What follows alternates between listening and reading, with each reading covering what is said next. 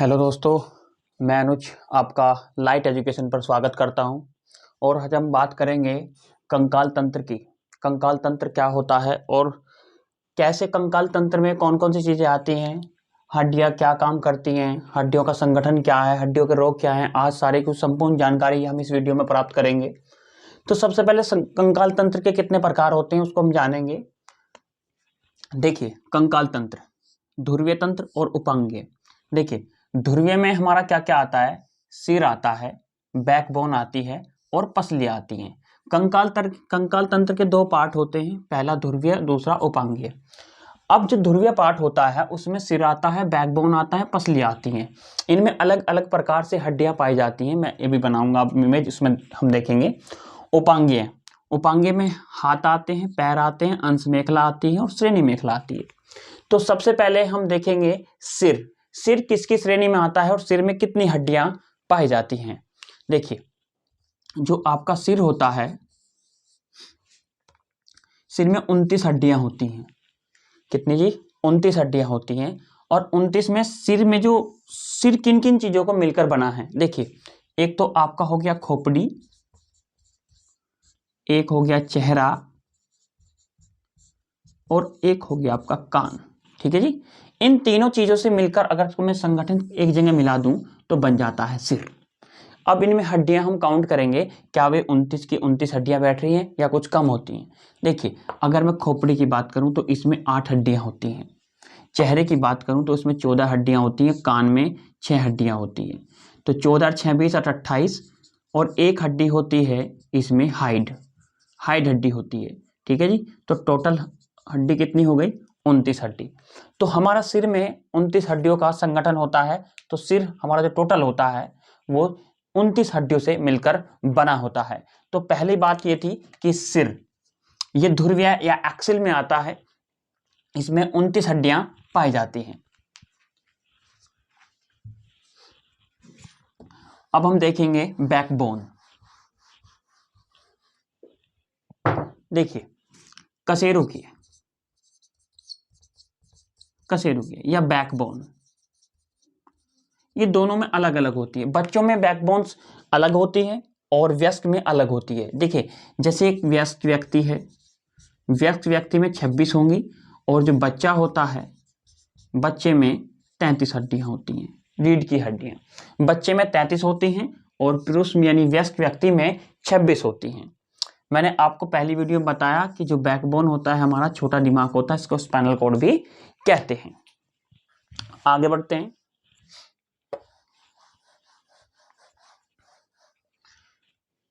आपका सिर हो गया, बैकबोन हो गई, पसलियां।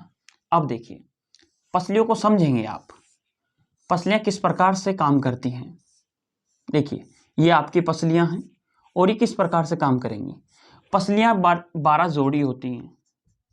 12 जोड़ी पसलियां 12 जोड़ी होती हैं। और इन पसलियों में दो पसलियां जो होती हैं फ्लोटिंग रिब के नाम से जानी जाती हैं। फ्लोटिंग रिब्स का मतलब होता है वे पसलियां हड्डियां जो होती हैं, ये दो यहाँ होती हैं, ये टच नहीं होती स्टर्नम से, और ये तैरती हुई हड्डियां होती हैं। ये श्वास लेने में कार्य करती है, श्वास लेने में। तो अगर पूछिए आपसे फ्लोटिंग रिब्स कहाँ पाई जाती हैं, तो पसलियों में पाई जाती है। पसली की हड्डियां होती हैं, 2 हड्डियां होती हैं और ये तैरती हुई हड्डियां होती हैं। तो फिर इनको क्या कहते हैं? फ्लोटिंग रिब कहते हैं, फ्लोटिंग रिब्स। अब आप जान गए होंगे कि पसलियां जो होती हैं 12 जोड़ी होती हैं। इसमें यानी 12 जोड़ी यानी 24 हो गई। इनमें 2 पसलियां जो होती हैं फ्लोटिंग रिब्स होती हैं, सांस लेने में काम करती हैं। आगे बढ़ते हैं।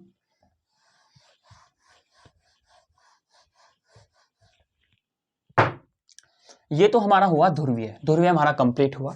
अब दूसरी हम चलते हैं उपांगीय, अपेंडिकुलर। देखिए, हाथ में हमारे कितनी हड्डियां होती हैं? हाथ में हमारे 60 हड्डियां होती हैं। यानी एक तरफ 30 होती है और 2 हाथ हमारे होते हैं, तो टोटल 60 होगी। ठीक है जी। और हाथ में भी अलग अलग होती है। देखिए, अगर हाथ का स्ट्रक्चर बना रहा हूं, ये हाथ का स्ट्रक्चर है जी।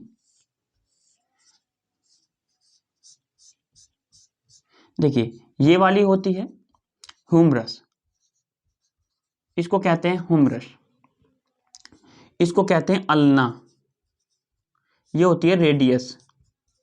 ये जो आपको गोल गोल दिखाई दे रहा है पहिया सा हड्डियों के बीचों बीच दिखाई देता है, इसको रेडियस कहते हैं और इसको अल्ना कहते हैं। ये कार्पल्स होती है और ये मेटाकार्पल्स होती है। मेटाकार्पल्स ये थोड़ा हाथ की स्थिति होती है। हाथ में लगभग 60 हड्डी पाई जाती हैं। एक सबसे ऊपर की हड्डी जो खवे के पास की होती है आपकी ह्यूमरस होती है, रेडियस होती है अल्ना। ह्यूमरस, रेडियस, अल्ना 3 प्रकार की हड्डियों से जोड़ होती है। बाकी उंगलियों की अस्थियां अलग होती हैं, इसको मेटाकार्पल से ये जुड़ी होती हैं। स्टार्टिंग में जो हड्डी होती है ह्यूमरस होती है और यहाँ पर अल्ना होती है। आगे बढ़ते हैं।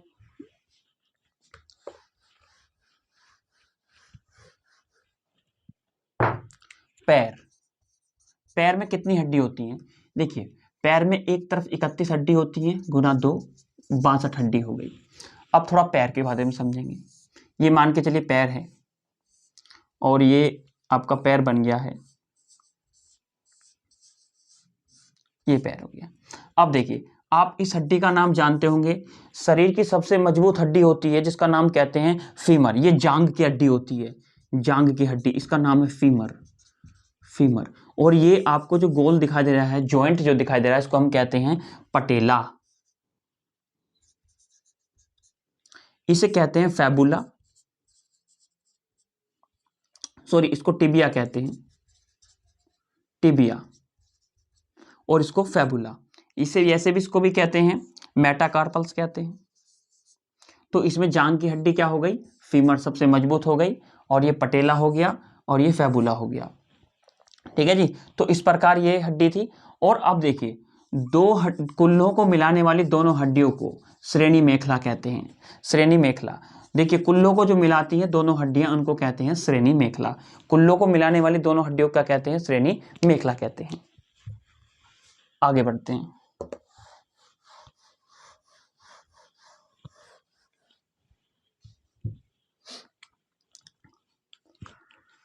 अब देखते हैं हम कुछ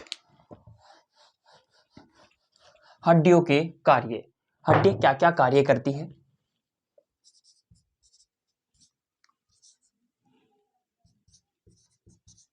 हड्डियों के कार्य देखिए, हड्डी एक तो WBC का निर्माण करती है, RBC का निर्माण करती है और प्लेटलेट्स बनाती हैं।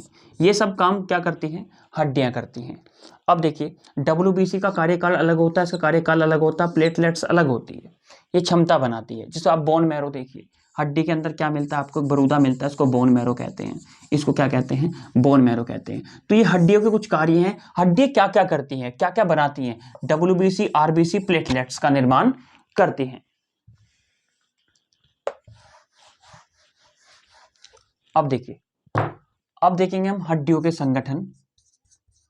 हड्डियों के संगठन में, हड्डियों में यथार्थ ये कहने का मतलब इसका ये है कि पूछता है कि हड्डियों में क्या क्या होता है, क्या है, किन से किस किस तत्व से हड्डी मिलकर बनी होती है।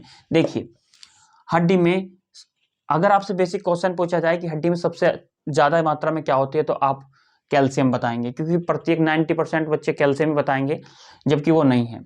देखिए, 41% ऑक्सीजन भरा होता है और 40% होता है इसमें कैल्शियम और 18% होता है इसमें फॉस्फोरस। तो ये कुछ इस प्रकार से ध्यान रखेंगे आप। तो इसमें अगर पूछे आपसे कि हड्डियों में सबसे अधिक मात्रा में है, तो वो क्या है? ऑक्सीजन है। 41% होता है, जबकि 40% क्या होता है? कैल्शियम होता है, और 18% फॉस्फोरस होता है। आगे बढ़ते हैं।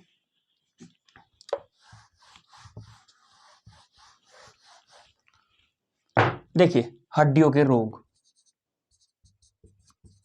हड्डियों के रोग देखिए, हड्डियों के रोग क्या क्या होते हैं?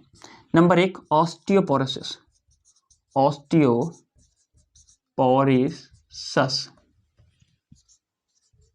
ऑस्टियोपोरोसिस रोग कैसा है?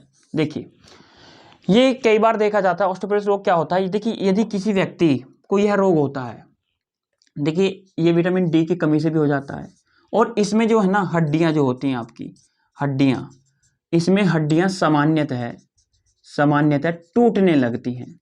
टूटने लगती हैं। मान के चलिए, यदि अगर कोई व्यक्ति इस रोग से पीड़ित है, यदि वो गिर जाता है, तो उसकी मान के चलिए आप 2-3 हड्डी खत्म, यानी इतना कमजोर व्यक्ति ये हो जाता है ऑस्टियोपोरोसिस। तो इसकी कमी से हड्डियां सामान्यतः टूटने लगती है, विटामिन डी की कमी से ये हो जाता है। ऐसे व्यक्ति को विटामिन डी की बेहद जरूरी होती है। इसलिए बच्चे को धूप दिखाई जाती है वो जो बचपन में होता है, क्योंकि धूप से क्या होता है, हमारे बॉडी का इम्यून सिस्टम मजबूत होता है, हमारी हड्डियां मजबूत होती हैं। देखिए दूसरा रोग देखेंगे इसमें। पहला तो ऑस्टियोपोरोसिस हुआ, इसमें हड्डियां सामान्यतः टूटने लगती हैं। अब दूसरा रोग देखेंगे, आर्थराइट्स। आर्थराइट्स ये कैसा रोग है जी? देखिए आर्थराइट्स में क्या होता है, जो आपके जोड़ होते हैं, जैसे कि आपके मान के लिए हैंड है ये, और ये जोड़ हो गया, ठीक है जी, ये बीच में क्या हो गया, जोड़ हो गया। तो अब क्या होता है, इनमें यूरिक एसिड बन जाता है। यूरिक एसिड इसके बीच में क्या हो जाता है, जमा हो जाता है, और ये दर्द करने लगता है। ठीक है, जब हड्डियों के बीच में यूरिक एसिड जम जाए और वो दर्द करने लगे, उस रोग को कहते हैं आर्थराइट्स। यानी आर्थराइट एक ऐसा रोग है जब हड्डियों के बीच में यूरिक एसिड आ जाता है और वो दर्द करने लगता है। ये भी हड्डियों संबंधित एक रोग है। आगे बढ़ते हैं।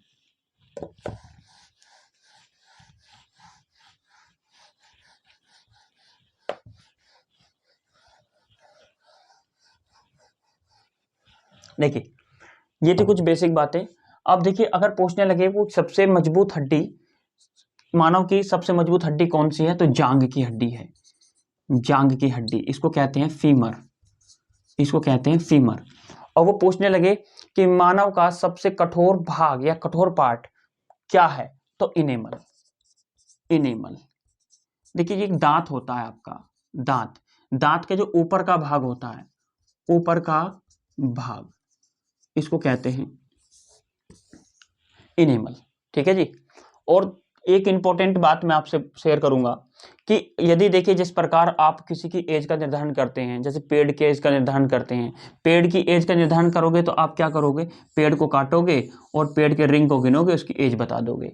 और क्योंकि प्रत्येक रिंग 7 साल बनता है, तो इसके आधार पर आप एज बता दोगे पेड़ की। लेकिन अगर मानव की एज बतानी हो तो उसमें भी हम दांत का प्रयोग करते हैं। जैसे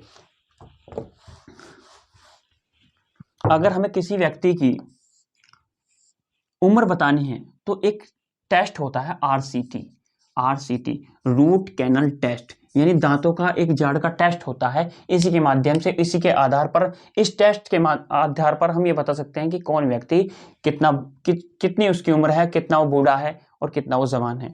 यानी ये एक टेस्ट ऐसा है कि इससे व्यक्ति की आयु बताई जा सकती है। तो ये थी कुछ आज कंकाल तंत्र की कुछ बातें, बेसिक बातें जिनमें हमने इस वीडियो में देखा। बाकी नेक्स्ट वीडियो में मैं स्पेशल वीडियो बनाऊंगा, आरबीसी डब्ल्यूबीसी प्लेटलेट्स क्या होती है। वीडियो को लाइक करें, शेयर करें एंड कमेंट्स करें, सब्सक्राइब जरूर करें।